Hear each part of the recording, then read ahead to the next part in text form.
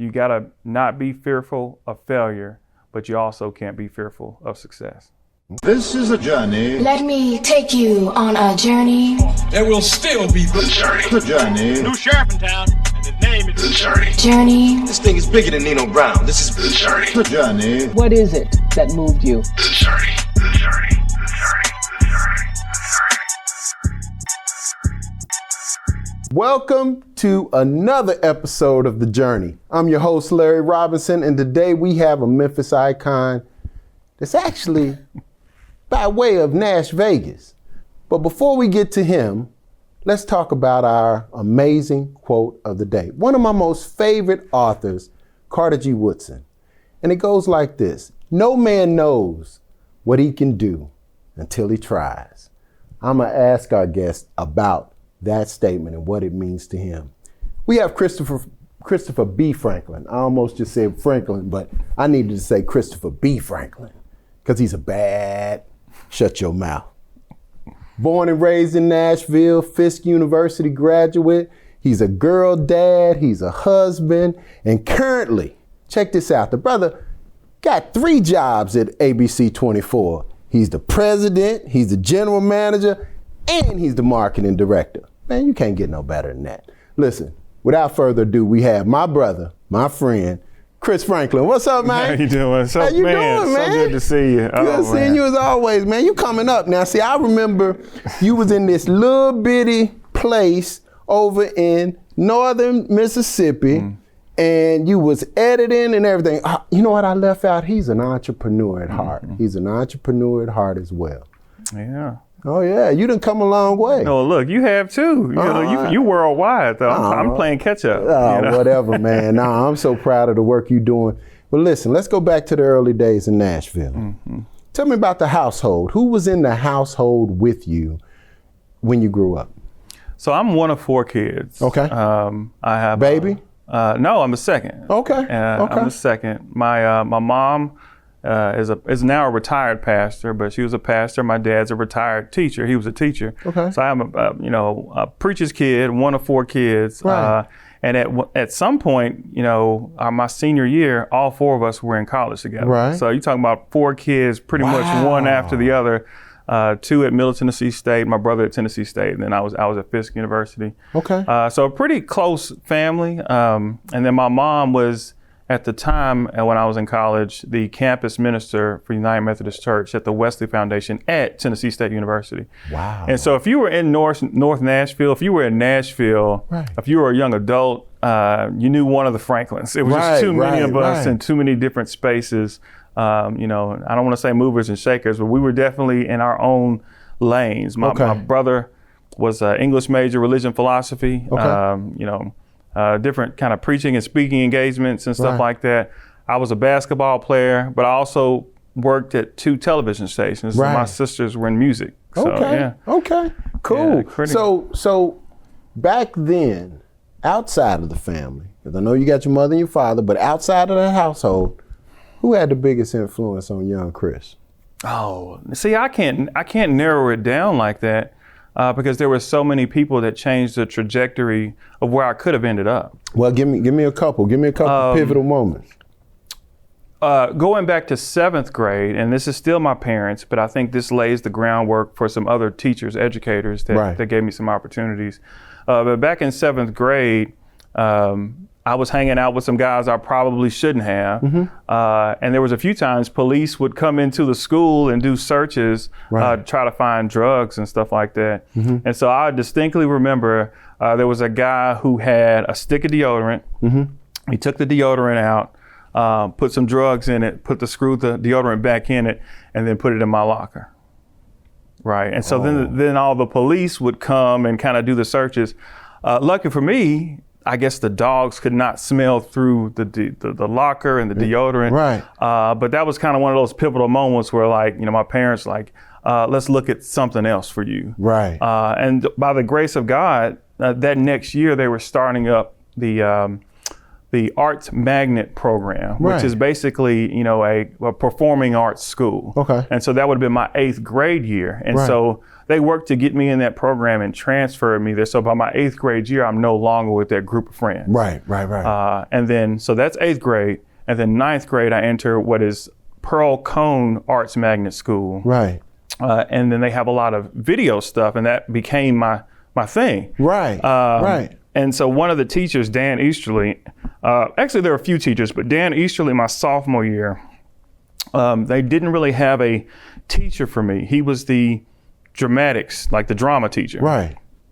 And so he made it so I went to UCLA's campus for that summer. Wow. And I stayed on the UCLA's campus, Media Workshops of America, and I was exposed to kids my age, running around campus, UCLA, shooting films. We visited the LA Times, USC Film School. Yes. It was just kind of, you know, exposure does everything. If you're exposed to something, like I said, Dan Easterly, who actually taught my brother when he was in middle school. Right.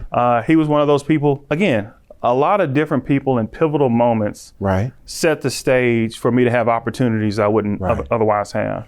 Wow, man. So that is really impressive that moment. So we always say with the journey, if they can see it, they can be it. And it's all about showing these young men and women, individuals like yourself. And for you to say, man, just that one exposure changed my life. It did. That's a beautiful thing. Yeah. How different are you from the person you dreamed you'd be as a young person? Look, I was actually in a program called Youth About Business. Was I in high school? I may have been around that same time.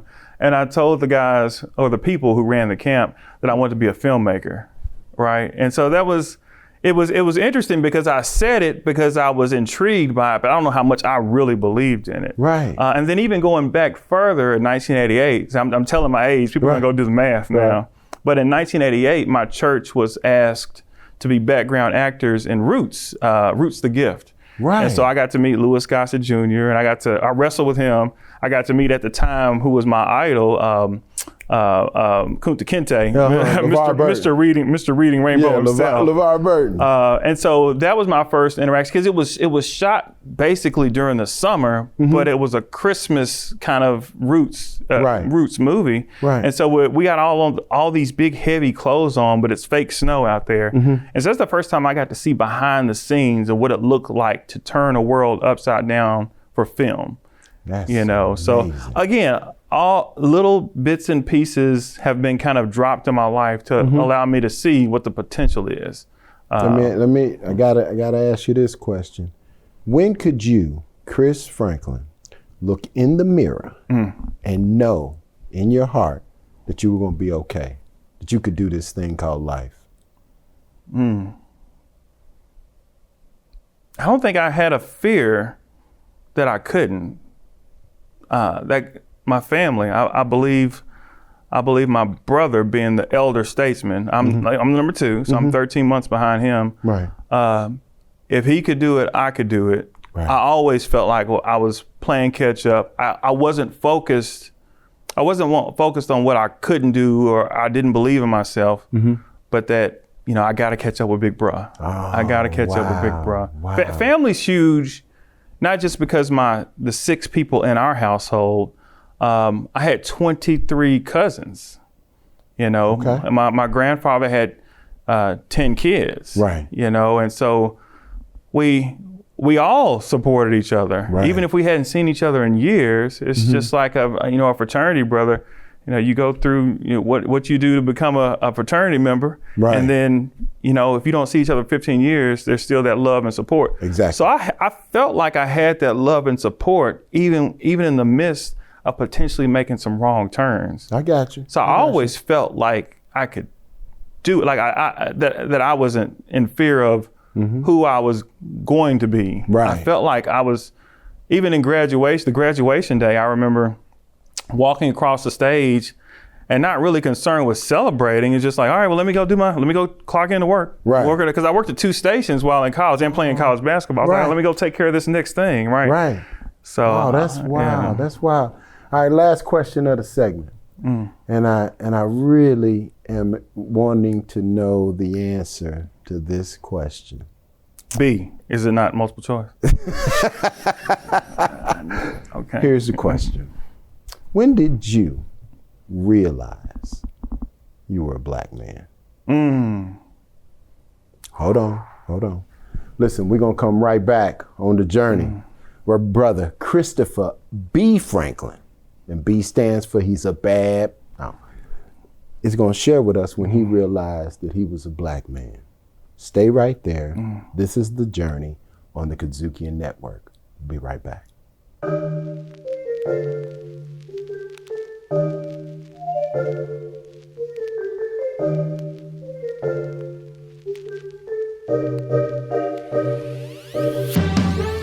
The Boys of Color Conference is here again. The Gentlemen's League and The Journey are hosting the Boys of Color Conference right here in Memphis, Tennessee at Agri Center International. Parents, send your young men in grades 3 through 12 on Saturday, March 29th for a day of learning, inspiration, and mentoring. From coding to boxing to cooking, there's something for everyone. Empower your son to dream bigger, achieve greater, and break barriers. Watch him take the first step toward a brighter future. Register at thegentsleague.org. Boys of Color Conference, March 29th at Agri Center International.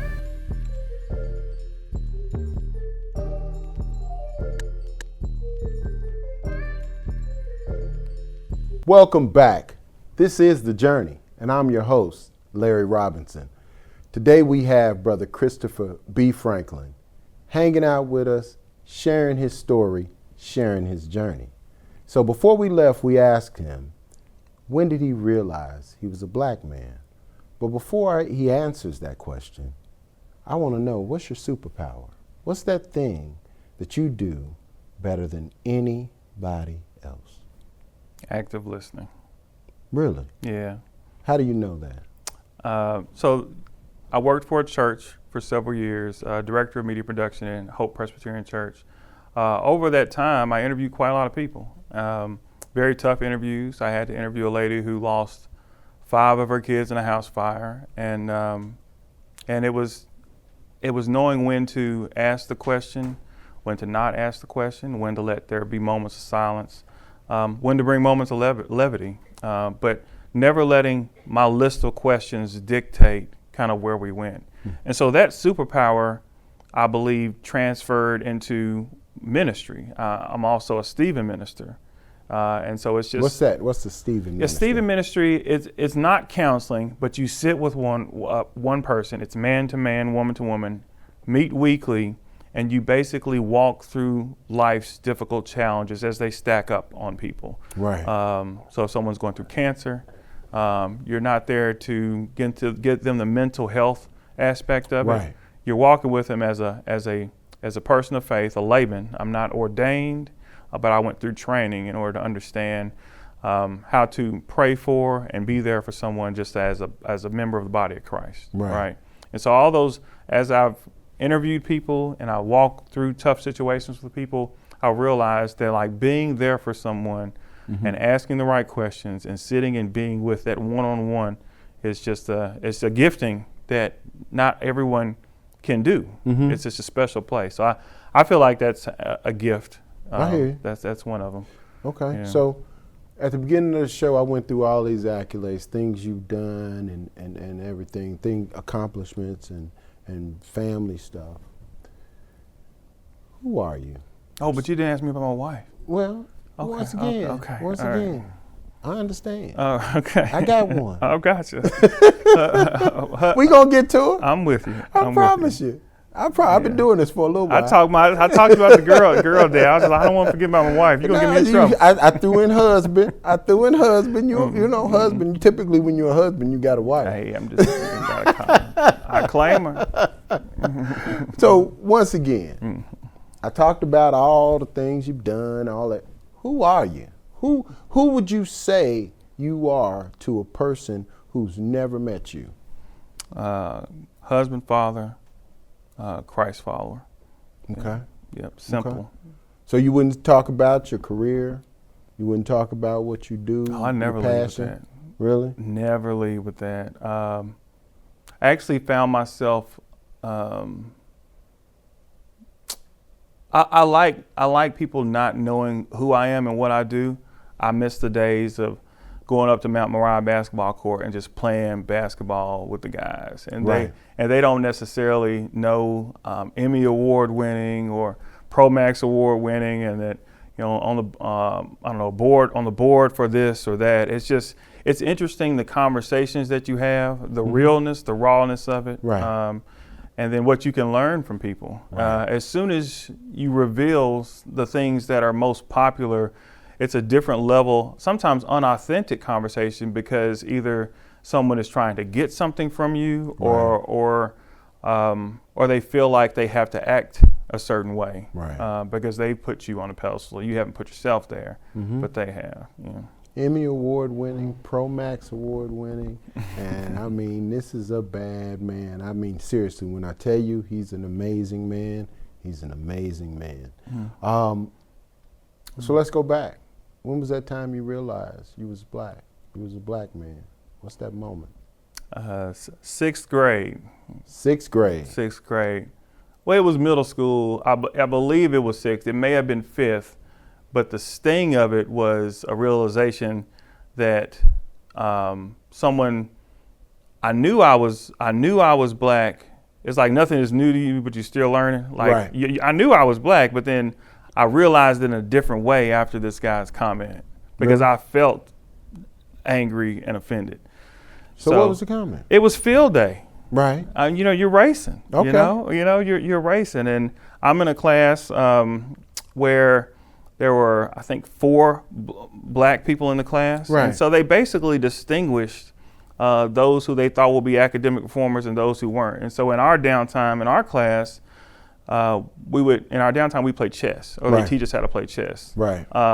And so this guy was in, this white guy was in my class, and then we would race the other classes, which were majority black. And so when we got out on field day, he beat me, the white guy beat me in our class, that he was supposed to race up against the other black kids in the other class. But he pulled me to the side and said, "Hey man, I don't mind losing, but I don't want to lose to those black kids." And then I look back, I'm like, so he doesn't see me as black. And so I was like, I'm not running, I'm black, And so it was like one of those things where I was just like, this is a real thing in real life, because you hear about all the things that happened in the 70s and the segregated schools, but in that moment, in that space, I was like, oh, this is a thing. This is not over, and this is after me going back to the Roots, filming of Roots. Right. This is even going back to, in the distance, they shot a scene of a black man getting hung. So I was there because it was a dummy, right? It was for film. So they were trying to recreate what it would look and feel like. And that moment felt surreal for me, even though I knew it was a dummy. It was a body that they put up there just to, he yelled freedom, and then the horses took off, and then and he was hung. And so, like, even in that moment, it didn't seem real until it was a life moment with me and who I thought was a friend. And it's so funny. I looked him up on Facebook to see what he's doing now, and I kind of see his friends and some of his posts, and I was like, man, yeah, he stayed on that path pretty much, and so a lot of these things, these interactions with our, not just our peer group, but the family that influences those kids, build more bigots. And in that space, in that time, I realized, like, and not that I knew I had the power to do it, but in that space, in that time, I realized, like, I could have probably said more or did more to change his thought. Just because I went to his birthday party. Oh wow! I went to his birthday party. It's just like, man, this is surreal. But yeah, it hurt. Sure it did hurt. I'm sure it hurt. So transition into adulthood. You are now married with child. 3 children. 3 children. What's that like? What was that transition like for you? When did you know you had become an adult? Yeah, so I've got 3. We're a blended family. Well, yeah, we got. I got a blended family. Right. For those that don't know, what does blended family mean? Blended family. So my wife raised a niece, and then I had a daughter before, and then now we're collectively raising another niece. So Right. 10, 16, 23. Three girls. 3 girls. Man, Three 4 different- women in the house? I'm about to retire. Yeah. So, but yeah, that adulting happens in stages. But I won't specifically talk about the life moment there, but there was a life moment in which I realized I'm not okay. I'm not mentally okay, and I need to figure out what's best for me. Okay. So in that space that I was given, I then, met what would now become my wife, and then we became a healthy union. Right. And for those who don't know my wife, she has her own practice. She's a mental health professional, and anger management is her specialty. Right. And so she didn't counsel me, Right. but when we talk, which is so funny, one of the superpowers of mine is active listening, Right. and so is hers. So our dialogues and conversations will be on a different level, and we both believe that Christ is the center Right. of things. And Right. so where we started conversations and where we ended conversations, we became a better union. And that's the only way to really get I don't believe I would be a president and general manager without her supporting me, and same thing with her business and where she is. It's just a beautiful thing. It's really indescribable as to how something can grow without planning, because Right. it's just the grace of God and the blessings in which He Right. bestows upon me. Okay. What role has Memphis played in your development? Now, you coming from Nashville, so I'm sure just like most Memphians look at Nashville in a negative way, Nashville looks at Memphis in a negative way. So what has Memphis meant to you and your development as a man? Memphis is where I became an adult. I've been here 21 years now. Oh, okay. Yeah, so I was at 20. I got here in 2003. Okay, Yeah, so 21 years. I've been here a little over 21 years, 21 and a half. Right. And so this is where I made all of those adult decisions. Got my first car and my first apartment. I Right. bought my second house, and I had to make some real adult decisions here that I never really had to do back Right. home. I was living. My dad had a second house, and I kind of rented that, and I kind of wasn't really adulting. So even in college, you're not really doing that adulting thing. Not No, really, you're not playing. really. Nah, you acting like, I call it the transition Yeah. to adulthood. You kind of halfway, your foot out the door. Mom, can you send me some money? Right. Foot out the door. So let's talk about your career, man. You've had a rapid ascension to president and general manager. I mean, to lead a network in a major metro city like Memphis, and the fact that the metro city is the largest black city, a majority black city in the country. What does that mean to you, and what does that responsibility instill in you, the fact that you are leading a network? It's definitely a calling, and I was at Hope for 9.5 years collectively. That's not where I ran a business. I worked at Guards Mark, which Right. is the second largest security company in the world. So I worked here at our Second Street location, and then at Rockefeller Center. I Right. would go up there. Well, hold on. I want you to understand what he just said. He had about 5 jobs. He just mentioned, Guards Mark here, Guards Mark in Rockefeller Center. And so sometimes life has shifts, and you just got to roll with the punches. You got to do what you got to do. So I didn't want to miss on that point. Yeah, and again, as you mentioned, that path was all in preparation for this. So what is seemingly a very peculiar way to move from a marketing director to the president GM, especially after leaving the news industry. I left the news industry in 2006. Right. I was 26. Well, you were at Fox, right? I was at Fox. At age 23, I was the art director. Wait a minute. So you got to have been right out of college. 1 year out of college, I worked 3 months as a graphic artist, and then I was promoted to the art director. So I stayed there until 2006, and then I started my own business. Right. And went to work at Hope Church. But in that 6 months that I was at Hope Church, and running my business, a lady, Leslie Young, I believe was her name, came in. She was working for the Commercial Appeal, and just kind of walked in my office and started asking questions. And I started answering because she saw the Emmys on the wall. She was like, 26-year-old kid, like, what are you doing with all these Emmys, right? And so I kind of explained kind of what my business is, CB, video and design, creating better video and design. Right. And so she told me, hey, I'm with the Commercial Appeal. I want to put an article about you and your business.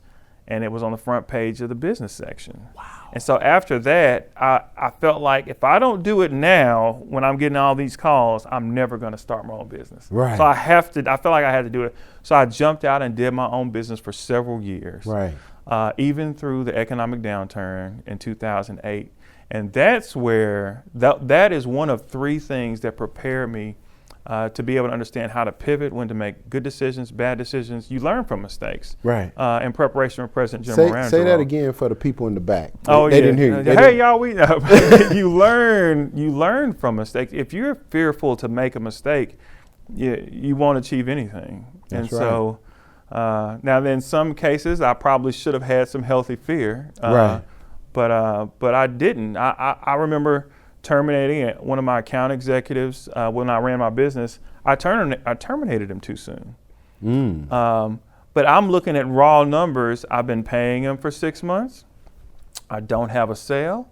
I've been paying for his cell phone. He's been going to these Rotary meetings, and I'm like, all right, I got to cut this. And then after I cut him, this is when Greg Davis was in office. Right. He had been, making these kind of, meetings and building these relationships. And after he left, I kind of got a call from his office, and they were asking where Alan was. And they were he was getting ready to run for mayor again. And I probably could have gotten the contract to do that. And so I realized, okay, sometimes you can't move on an impulse. Probably let him go too quickly. But I did learn how to pivot. Because there were times where I'd make $15,000, $20,000 on a 30-second commercial, right? Production, shooting stuff for people.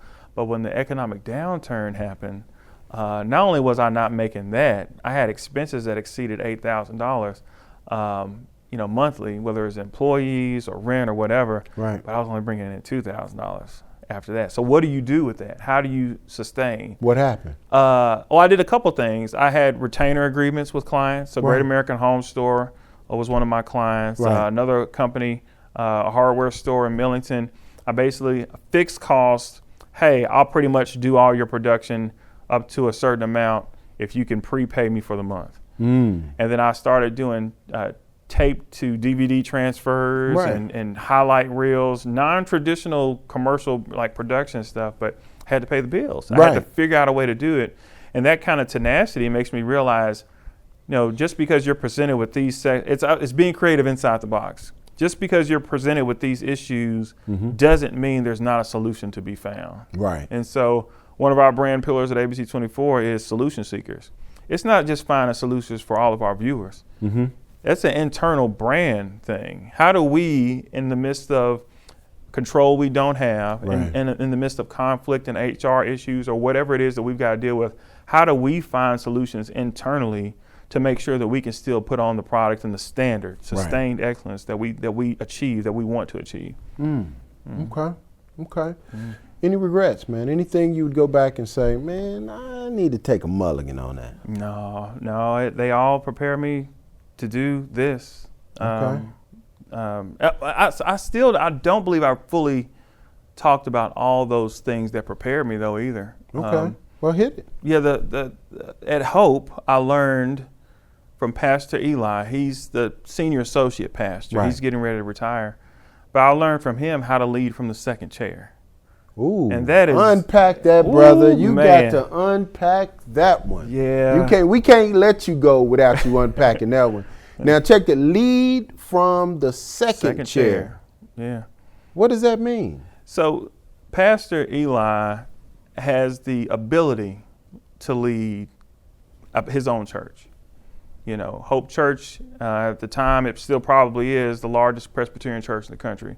So most people will call it a mega church. And he had the gifting and the heart to be able to have impact in other ways, his own church or his own nonprofit or whatever he decided to do. Mm-hmm. He decided to stay there under the founding pastor, Craig Strickland, and now the current pastor, Rufus Smith. Mm-hmm. Both of them had two different leadership styles, mm-hmm. and how they would communicate during the creative design team meetings with the team, mm-hmm. how to help potentially guide conversations, but also to give perspective, to give history, especially for the new pastor. Right. And so the way in which his influence has shaped the change in the church, because there will always be change. Hope Church today is not going to look like Hope Church 15 years from now. Right. But him, over the past 30 years, understanding what his role is to help guide a more natural shift. Because Hope, back in 2006, when I first arrived, was 95% white. Mm. And so now it's like, I don't know the exact numbers, but it's like 40-40-20. That is the most multi-ethnic church that I've ever experienced. Wow. Okay. And so him in that space, and what I've learned watching him and others, but he's just a really good example. And then the two different leadership styles. Wait a minute. Lead from the second chair. Yeah. What did unplug? Just help me understand what that means. Yeah. What does that mean? It means you don't have full control or responsibility for a decision or the impact. Right. But understanding how your influence can help the leader make a decision that's the best for the organization, and then also for the senior leader, not just senior pastor. That's powerful, man. That is very powerful. All right, we're coming to the end. Go back to Nashville. You're visiting. See your house. I want you to visualize your house. Mm-hmm. You walk up to the front door. You open the front door. You open it up. Wow. Sitting there at the table, eating a bowl of ice cream, is young Chris Franklin. What would you say to the younger you? I wouldn't say what I know, because that Chris Franklin would not be ready to hear it. Okay. I wouldn't say that. What I learned from my predecessor, president, general manager, is ask the right questions to get me to arrive to what I know I need to know. So what I mean is, if I know my younger self needs to play football to be more aggressive, mm-hmm. I'll ask questions like, hey, do you think you're strong enough to start basketball on the basketball team?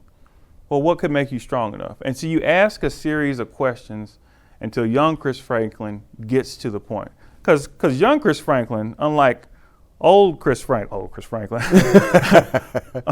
is not humble enough to take a word of guidance.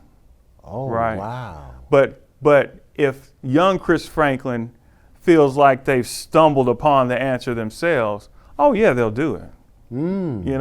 So it's just know thyself. It's you know what you need to know as a young person, but you really have to stop and think, would you really hear it? Right. You could tell them, right? But how do you need to ask them or myself to make that change? Right. And that's really it. It's like how do you ask the right questions? Last statement by you, actually. Mm-hmm. Young people are looking at this. We're taking this to different schools. We're pushing it out to different organizations. I would love for you in this camera to lead them with a criticism or a Franklinite. Something that they can carry with them to let them know that they were here at this moment listening to you. I tell you to find a way to inspire yourself. Failure is going to be a part of the process, but find a way to keep yourself motivated, whether you're sending a bullet prayer up every day, or if you're making a point to learn one new thing every day. You gotta not be fearful of failure, but you also can't be fearful of success. No man knows what he can do until he tries. Carter G. Woodson. You never know, but you gotta try. You gotta get in the game. You know, it's the man in the arena. You can do it. I know you can. I know you can. Listen, I'm Larry Robinson. You've been looking and listening to The Journey. For our guest, Brother Chris Franklin, B for bad mother. Shut your mouth. Talking about Chris. Listen, keep coming back, because we're going to keep bringing these Memphis icons every single week. I just need you to come back. Thank you to our partner, the Grand Boulé of Sigma Pi Phi Fraternity, Delta Chapter. To hear more incredible stories like this, be sure to download the Kazukian app from the App Store or Google Play, or check out the Journey Memphis podcast on all your major podcast providers. Also, check us out on the Kazukian Network.